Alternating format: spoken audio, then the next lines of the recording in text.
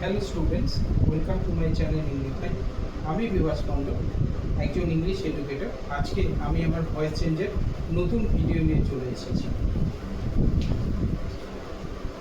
আমার অক্সিলারি ভার্বের টেবিল অনুযায়ী আমি 1, 2 এবং 3 কভার করেছি আমার আগের ভিডিওতে।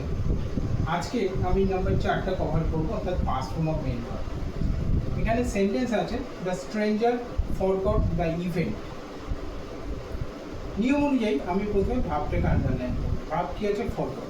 আচ্ছা, এবার কি দেখবো যে সেন্টেন্সের মধ্যে আমার কোনো অক্সিলারি ভার্ব আছে কি না।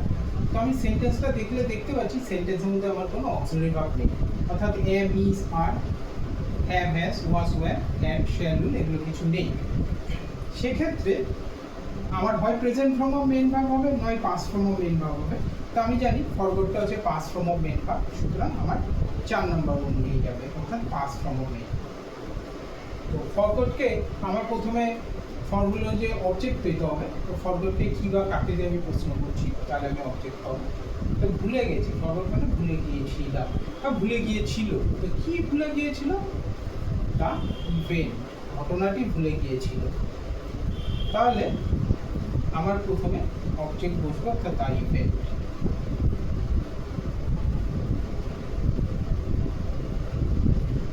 এবার এটা যেহেতু ফরগট আছে, অর্থাৎ past form of main verb আছে, তাহলে আমার ওয়াজ বা ওয়্যারের মধ্যে বসবে। তাহলে ইভেন্ট অনুযায়ী আমার বসে ওয়াজ। তাহলে আমার প্রথমে অবজেক্ট বসলো, তারপর অক্সিলারি ভার্ব বসলো। আচ্ছা, এই 4 নম্বরে গেলে আমার বিটা বসবে না। তাহলে ডাইরেক্ট আমি বসিয়ে দেবো পিপি, অর্থাৎ V3 ভার্বের থার্ড ফর্ম বা পাস্ট পার্টিসিপেল ফর্ম। তাহলে ফরগটের পিপি হচ্ছে ফরগটেন।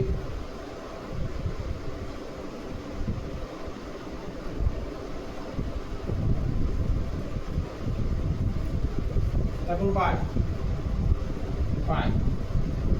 তারপর আমার সাবজেক্ট হচ্ছে দ্য স্ট্রেঞ্জার। তাহলে দ্য স্ট্রেঞ্জার বসিয়ে দেবো।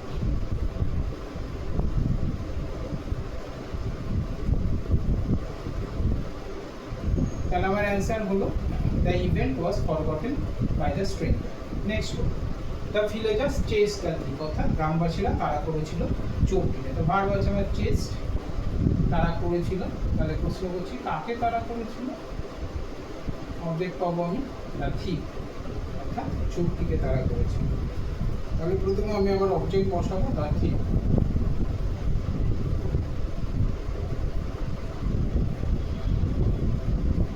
তারপর আমার অক্সিলারি ভার্ব বসাবো, past form of main verb আছে, তাহলে ওয়াজ বা ওয়্যারের মধ্যে। তো থিপ অনুযায়ী আমার ওয়াজ হয়ে যাবে, দ্য থিপ ওয়াজ। তাহলে অবজেক্ট বসালাম, অক্সিলারি ভার্ব বসালাম। বিটা বসবে না, ডাইরেক্ট আমি পিপিতে চলে যাচ্ছি। তাহলে চেস্টের পিপি বা V3 কি? চেস্ট।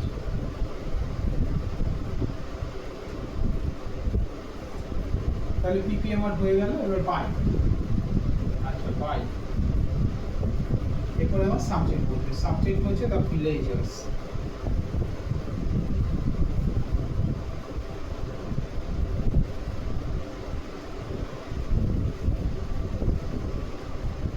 তাহলে আমার হয়ে গেল কিন্তু আনসারটা the thief was chased by the villagers.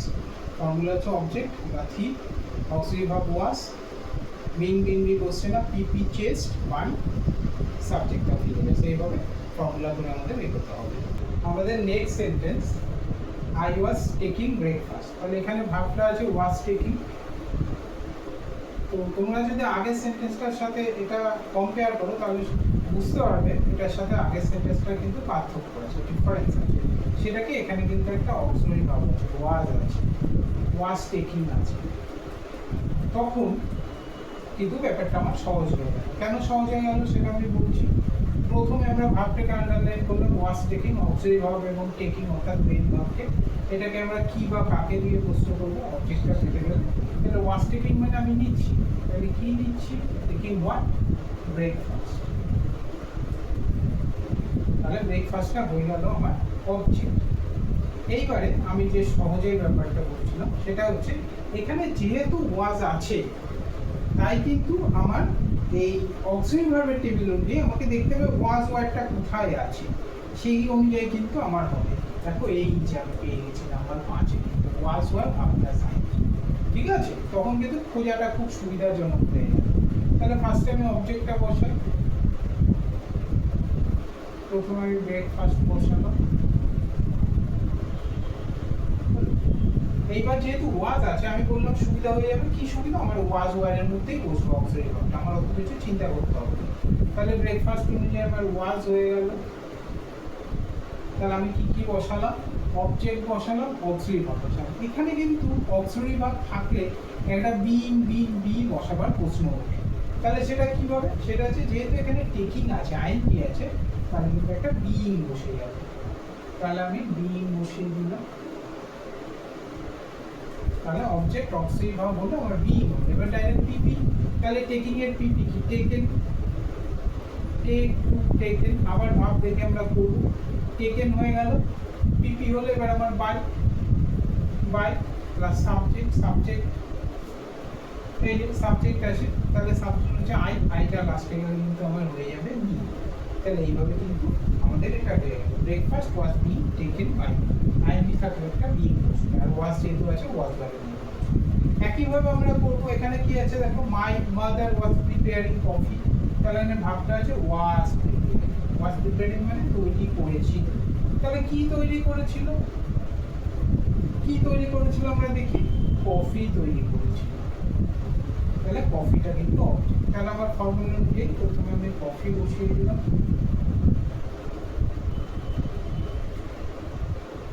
এবার যেহেতু ওয়াজ আছে, তাহলে আমি বলেছি ওয়াজ বা ওয়ারের মধ্যে বসবো, তাহলে কফি অনুযায়ী ওয়াজ বসে যাবে।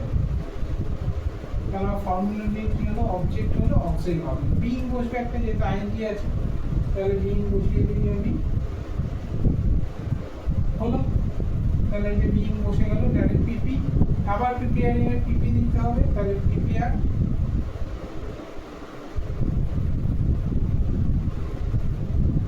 হয়ে গেল, তাহলে পিপি হয়ে গেল। এবার বাই, বাই। তারপর কি আছে, সাবজেক্ট। তাহলে সাবজেক্ট কি? My mother. তাহলে বসে গেল মাই মাদার।